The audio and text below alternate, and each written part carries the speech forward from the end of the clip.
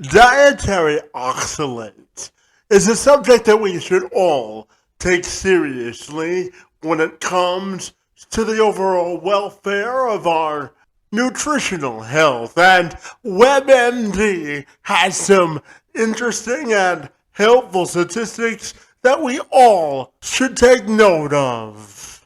The publication says that most people receive between 200 and 300 milligrams of oxalates daily. If you're at risk for kidney stones, it is recommended that you receive less than 100 milligrams a day. Doctors may also suggest low-oxalate diets of less than 50 milligrams a day. Sally K. Norton was the picture of perfect health, or so it seemed. She exercised on a regular basis, did yoga, and had a well-researched diet. Her previous career working in medical schools and medical education, not to mention her time in public health, could lead anyone to believe that she had all of her I's dotted and T's crossed when it came to her health. However, that was not the case. She suffered from several physical and cognitive impairments, including chronic fatigue, joint pain, and a severe sleep disorder. It was a puzzling case for doctors who couldn't figure out why someone so active and seemingly healthy was so unwell. She never imagined that her persistent health problems could be caused by some of her favorite foods. How did this famed nutritional expert finally get the answers to some nagging health questions in her personal life? Well, you're just in luck, because Norton joined me this week to tell me more. I'm Kevin McShann. Let's have this conversation.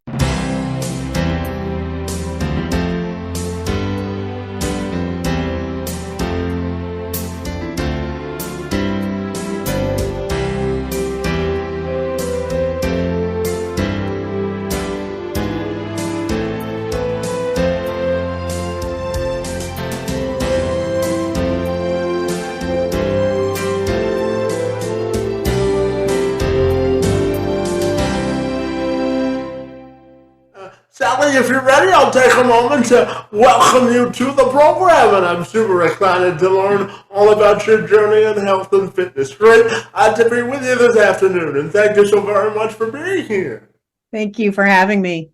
Absolutely. Now, Sally, I know that you've had sort of a complex health journey, and I know that you originally started your health journey by thinking that you were perfectly healthy because you exercised, you did yoga, but you quickly learned that everything wasn't 100% on the healthy side. So I'm wondering if you can tell me about your journey with your health and how you got to where you are today.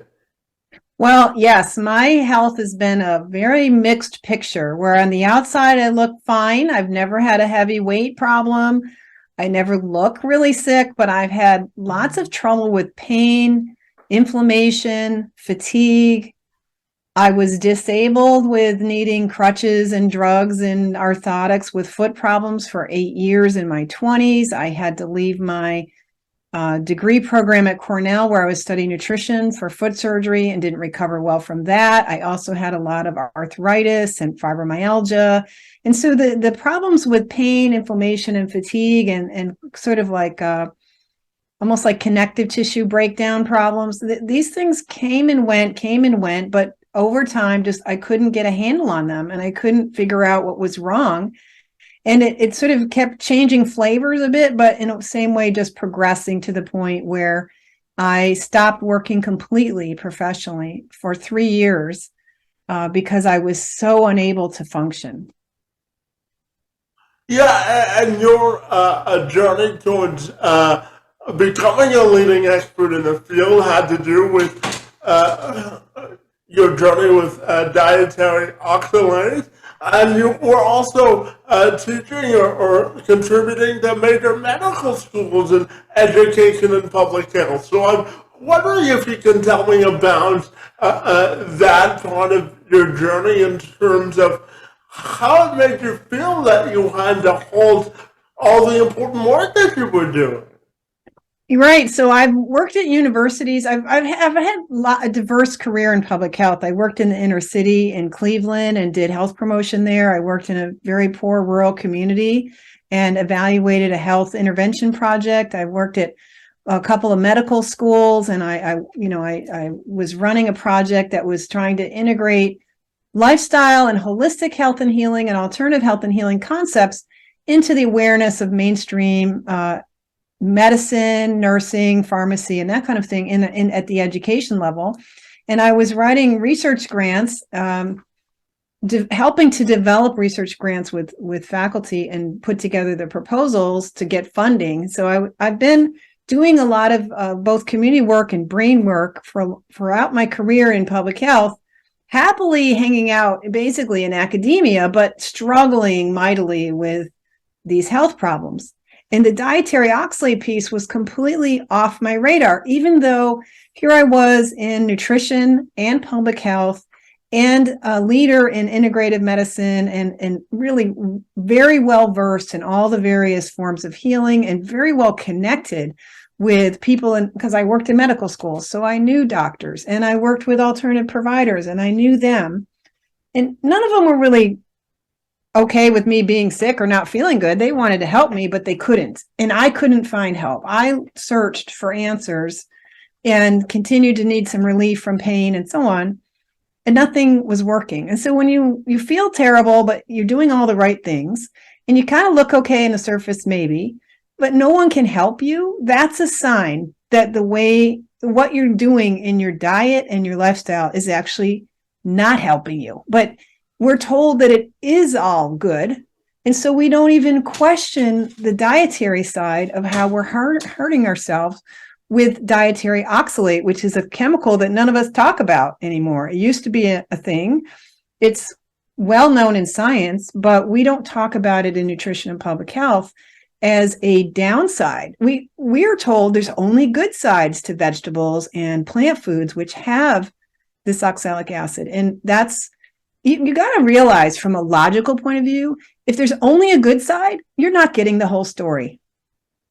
Yeah, absolutely. There are always two sides to every story, isn't there, Sally? and we don't want to hear the downside of a vegetable. It's in a sacred space sitting at the right hand of Jesus. And it's like, we're not allowed to talk about the downsides of vegetables. It's considered, impolitic and impolite to mention the fact that plants make poisons and certain poisons have serious health effects that we're ignoring at every level. Yeah, absolutely. And Sally, I know that congratulations is in order for you because I see the big sign behind you advertising the book that you've just or in the process of publishing called Toxic Superfood. So I'm wondering if you can tell me about the journey of writing the book, why you thought it was important, and how your personal experience really has really propelled you to want to write the book as well. Yes, you're right. My personal experience did propel me to want to write the book.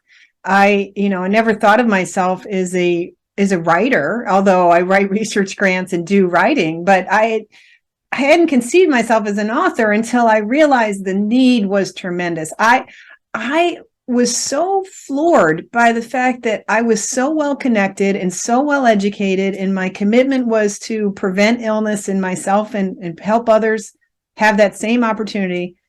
And I didn't know any of this. And I thought, well, I'm an unusual case. This is a rare thing, maybe. And as I got out in the community and started doing free education, I was shocked to see how common it is to, first of all, overeat these things, and how common it is for people to be suffering with the very things this causes. Things like digestive disorders, urinary tract problems, like having to run to the bathroom all the time, having to wake up at night, getting kidney stones, all kinds of things like that, leaking on yourself. And then there's sleep problems and mood problems and pain problems. And of course, we have a big opioid epidemic. We have an illicit drug problem because people really are suffering emotionally and physically with pain. And we're reaching for answers that are just taking them down the drain, when in fact, it could be things like oxalic acid in our diet that's promoting neurotoxicity, that's promoting emotional and physical pain. And so I realized that I know there's a great suffering in it. Like 60% of us have a chronic disease, and we're really not healthy these days. But I had never imagined that the tools we think are going to promote better health are actually undermining our health. Now, that is something that people need to hear about. And it's also a way for me to take my decades of unnecessary suffering and put together what I've learned from really wanting to understand the science behind this in a way that can help someone else. Yeah, absolutely. And Sally, I don't need to tell you that as a nutrition expert yourself, you really have to be careful of what you put in your bodies. I'm sure you would agree with that. And you said that your favorite foods were contributing to making you sick. So I'm wondering if you can tell me about the importance of actually knowing what we put in our bodies from a nutritional standpoint, and how your favorite foods were actually making you sick as well. Yeah, we really need to look under the hood of how our bodies are built on the foods you eat. You're basically going to the hardware store, buying the nuts and bolts of building your body. Every day you have to keep maintaining a body. If you're past the growth phase when you're a child, you're literally building a body. And so the materials you give the body to build it from are going to make a big impact on the biological workings of your cells and your tissues, and how well you're doing. Whether you have straight legs or bowed legs depends on your vitamin D and your nutrition status, right? If you have lightweight rickets, your legs are going to bow out and not be good strong bones. It's a very simplistic example of how you need all the essential nutrients, but you also need to be able to access those essential nutrients into your cells and into your physiology. But if you have something like oxalic acid in your diet because you're eating these high oxalate foods, which we'll get to in a second, that is interfering with your body's ability to obtain minerals from food, especially the foods that have the high oxalate content. For example, we think they have calcium, but in fact, most of that calcium, probably 90% of the calcium in high oxalate foods, is actually calcium oxalate, which is not a nutritional calcium. That's a toxic molecule connected with calcium. That's the very molecule that makes a kidney stone. And this little oxalate molecule is so tiny, and yet we eat enough of it. This is the nuts and bolts you're putting in your body. We eat enough of this tiny little 2-carbon molecule that it can build up into massive kidney stones. Now, relative to the size of an oxalate molecule, a kidney stone is ginormous. And we're not really recognizing that substance is too much of that substance is way past what our body can handle and manage. And the body's busy trying to compensate so we don't always get symptoms. And because we don't know it intellectually, we don't know to look for it. So I knew I didn't feel good. I mean, I was already not feeling well as a 12-year-old. I was getting back pain and arthritis already. And I started to have cognitive troubles with focusing on my studies, which I wanted to do well. I was kind of geeky, library type, A student type person who wanted to do well. But man, it was a heavy lift to just stay focused. And it turns out that oxalate is very neurotoxic and affects your sleep and your ability to focus and concentrate. It affects your mood, and it can cause pain because it causes problems with nerves, which also cause spasms when the oxalate is messing up the way these cells function. So I I didn't have any intellectual awareness, and it's also hard to tell just from watching your diet. Like, I eat this and I feel bad. I eat this and I don't feel bad. That's a tricky thing to figure out with oxalate, because your body's trying to not have symptoms, and there's a delay because the body will hold on to it, but also just that immediate acute effect of oxalic acid leaving your food and entering your bloodstream all through this time that it's passing from your stomach and intestines and so on. It's entering the bloodstream, going to the liver. The liver can't remove it or detox it or do anything about it. The liver just takes a hit and uses up its glutathione and so on. So it's moving in your body in a way, but it's like 4 hours after the meal, and then the body is quickly trying to get it out of the way so it doesn't hurt the heart and the vascular system and the kidneys, because the poor kidneys have to concentrate it and remove it. And that's where you can get into trouble with urinary tract problems like kidney stones and interstitial cystitis, which is a type of bladder pain and problems down there. This is something that it's hard to connect the dots because we're not aware of oxalate, our exposure when we're eating it. So we can't really say, oh, I'm eating a high oxalate meal and 4 hours later, I feel tired, or I get hiccups, or I get headaches, or I get grumpy. We don't even know to do that. So I couldn't do that either. Despite my background and education, I had no idea really about how I was overloading myself with oxalate. I didn't even know there was an upper limit for people who don't get kidney stones. I've been killing myself on oxalates and never had any kidney problems ever. Yeah, so building on that point, Sally, I'm curious to ask you, how do you think, let me phrase it differently, do you think there's a better way now that we can really manage or see how many oxalates we're eating, and how do we make sure that we're not consuming an unhealthy amount? Yeah, so how do we change our consumption from too much to something that's more reasonable for the body? I hope people are inspired to do that. And if you're not, please read my book to try to get inspired to pay attention and learn some of the basics that we don't know. So the first thing is, in fact, you can get this from my website for free. There's a way to sort of assess, like, are you eating these high oxalate foods? But I can give you that checklist right now. I mean, if you're eating a lot of spinach, Swiss chard, or beet greens, you're in a really, you've got very dangerous foods on your regular menu. That's not a good thing. If you're eating a lot of almonds, cashews, and peanuts, that's not a good thing. A lot of baked potatoes, fries, potato chips, tater tots, and other kind of potato chip and chip products, that's not good. Black beans, white beans that make the sort of the Boston baked bean, those are high in oxalate too.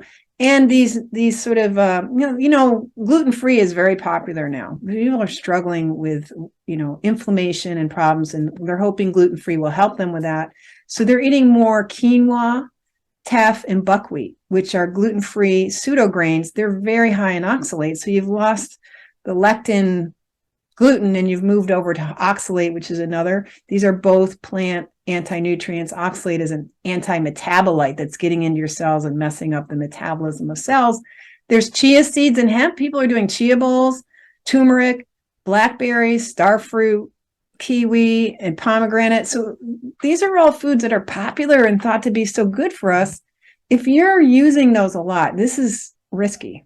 And so be aware of that and aware that you're eating them, and then pick some that you can live without. Chances are, if you didn't eat Swiss chard for the rest of your life, you'd be okay with that emotionally and socially. Like, you can do that easily.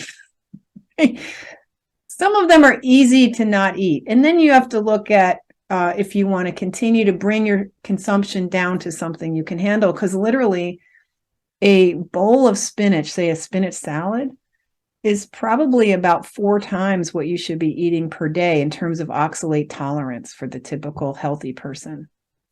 Yeah, Sally, I also think making a commitment to your nutrition diet and the level of nutrition that you elevate to is a priority, because, I always say that we make time in life for the things that are important to us. So talk to me about the importance of prioritizing our nutritional health and how important you think that is. Oh man, do I love you? I would give you a hug, because really thinking about your life, your best friend in the whole wide world is your own body. And if you aren't being kind and compassionate and really taking good care and thinking well about what you're doing to and with and for your body, then your priorities aren't right, because you're abandoning your chance for everything else you want in life if you're abandoning your health. So there's no question in my mind. That's why I'm in the field, that your health is everything. That's what's going to bring you the happiness, productivity, joy, longevity, and capacity to even get outside and enjoy things or hug a child. All these things require that you emotionally and physically feel well, and your emotional well-being, just like the sturdiness of your bones and the sharpness of your mind, completely depends on your nutrition. Yeah, absolutely. And Sally, I'm curious to ask you about how do you think we can construct a nutritious diet that actually moves the needle of progress forward in terms of managing our nutrition and really optimizing our quality of life. Boy, I love to talk to optimizers who really want to perform well and have a high quality life. And you need a diet that's low in anti-nutrients, that's high in nutrients. And that includes things like the omega-3s from fish. I'm a big fan of fish, especially small fish that are low in mercury and high in omega-3s, like the sardines. And so having some animal protein, I believe a high protein diet builds muscle and bone based on the research and based on working with people and in my own body. You got to get pretty high protein in every meal. You need animal fats, really. I mean, it's okay to be a vegetarian if you must. And you can reduce the anti-nutrients in plant foods and have a vegetarian diet. But if you want to do an easy way, you'd eat more and more animal foods because they're so much easier to prepare. They're so much easier to digest. And if you select them well, they're very low toxicity in every way, and we're suited for them. So the easy way is to, instead of reducing your meat consumption like we've been told to do, is to increase your consumption of well-raised meats and other forms of animal foods that are cleanly done, appropriately raised, so that they have the nutrition and the safety that we want. So that's the easy way, in my view, is to get comfortable again with butter and eggs and a pork chop and some fish and foods that actually taste good and are well digested. Not everybody's ready to make that move, because we have been told for 50 years. And lately, in the last 15 years, that all of our planetary problems are the fault of the cow and the fault of meat and eating animal foods. That is actually not true. I don't believe that in the least. I've been in the field of sustainable agriculture as part of being a holistic nutritionist. And I'm sorry to see that argument getting so much traction. Unfortunately, there's a lot of money behind that, because it's actually not very profitable to raise animal foods. It's a lot of labor, and you can't charge enough to really make good money doing that. It's much easier to make money creating desserts and breads and junk food and doing massive farming with these big monocultures that you can put into less perishable bags, so you can produce stuff for pretty cheap. You can put 5 to 10 cents worth of wheat into a box and sell it for $5, because it's got a pretty label, and you just have to pour it into a bowl, and then you have a meal with no cleanup. So people have been convinced to eat breakfast cereal for decades with coupons and marketing and sugar and convenience. And that's displaced the normal breakfast we used to eat of eggs and ham and bacon and whatever. So that's a very radical concept in today's mindset. Today's mindset is more plants, the better. And I tried that for a lifetime. I'm going to be 59 years old very shortly. And I've done all that stuff that we're told to do. And me and my clients and my followers will tell you that was a mistake. Yeah, it goes back to knowing what you're consuming and how you're consuming it in portion sizes, right? Well, I think that if you're not eating junk food and too many sugars, then you can eat to your appetite. You can just keep eating healthy meats and proteins and fats really much more liberally. I mean, I was told and taught in school, and I've studied the history now, and I know where it comes from, and it doesn't come from science in terms of how much you need.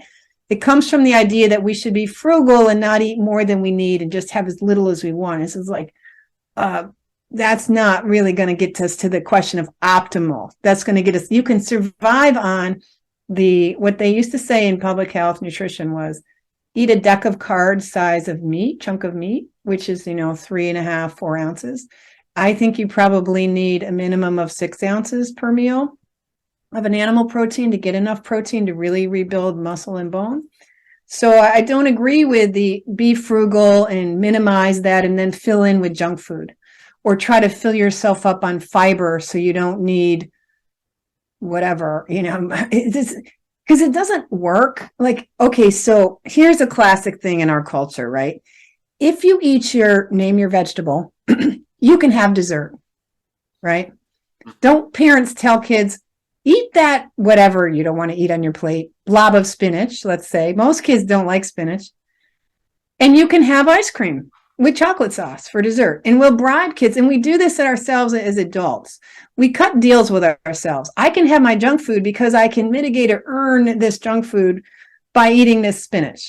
That is not how it works. You can't eat 2 bad foods and have them cancel each other out.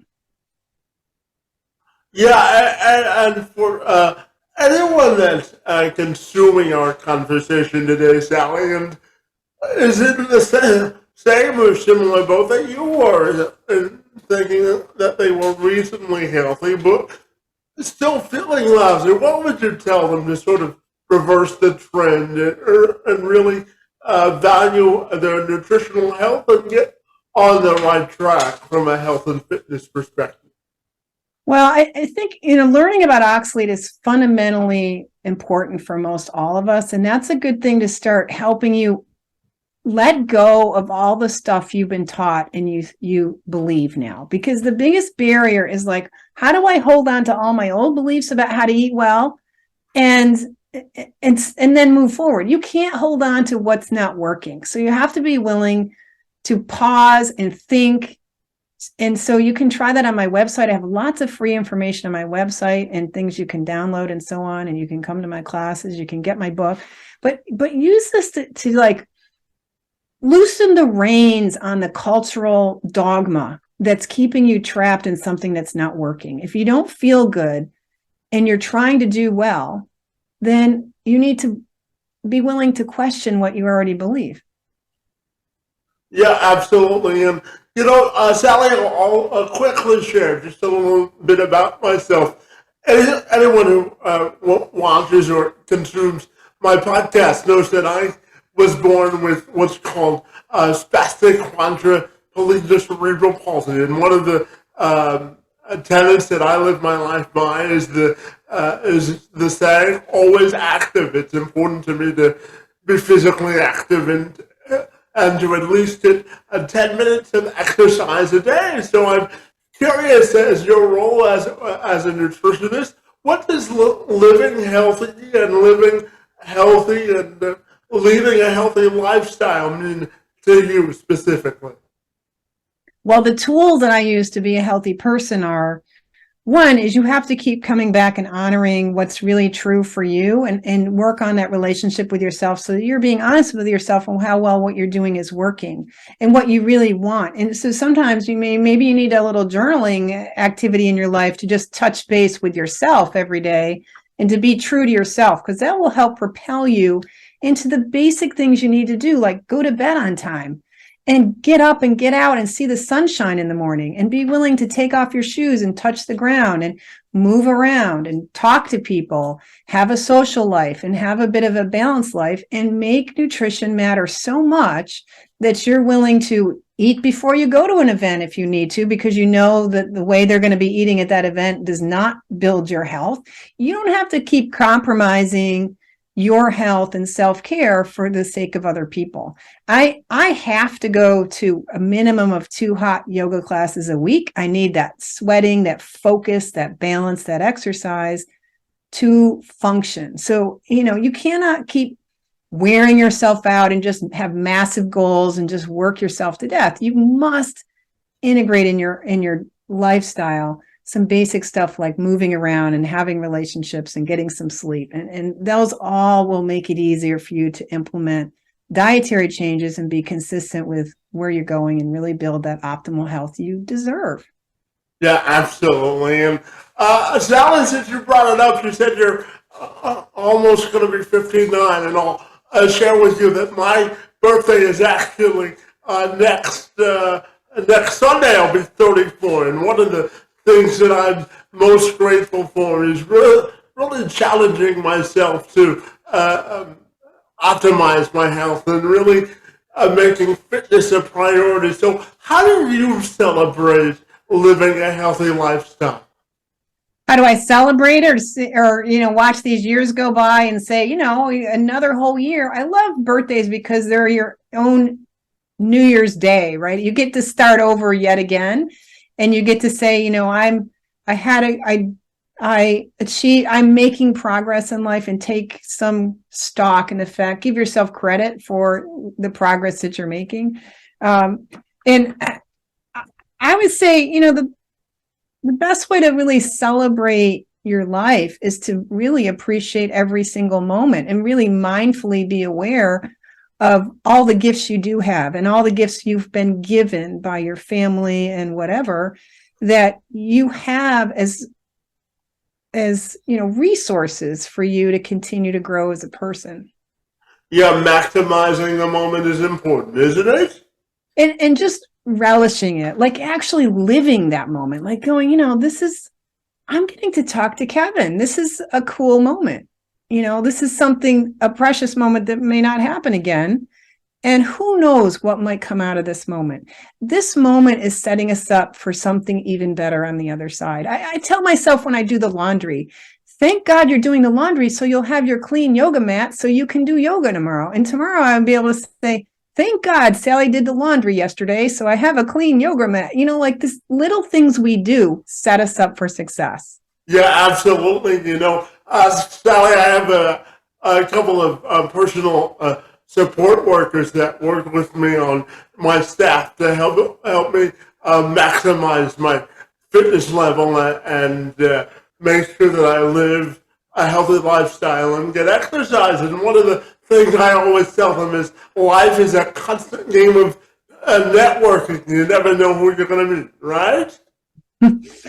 Yes, and sometimes it's really hard to have the time to get to know people at the level where you're really leveraging that relationship to improve the world. Sometimes I think our opportunities to work together as a community of human beings is not always fully taken advantage of because we're so busy working on looking good and having stuff and looking productive and getting certificates. So sometimes it's just like if we could do more with our relationships and figure out how to learn from relationships too. There's a lot there. So I guess the real thing is life is really rich. And whatever's going on now, see if you can appreciate it enough to have it launch you into even more sense of peace, contentment, and joy. Because fundamentally, if you don't have those things, is that really the life you want?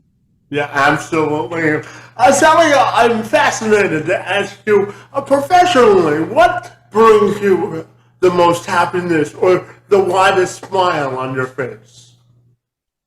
Well, the deepest experience is when a person discovers that they missed the oxalate piece, they pick it up, they run with it, and the revelations they have and what they share back with me about how hugely this changes their lives.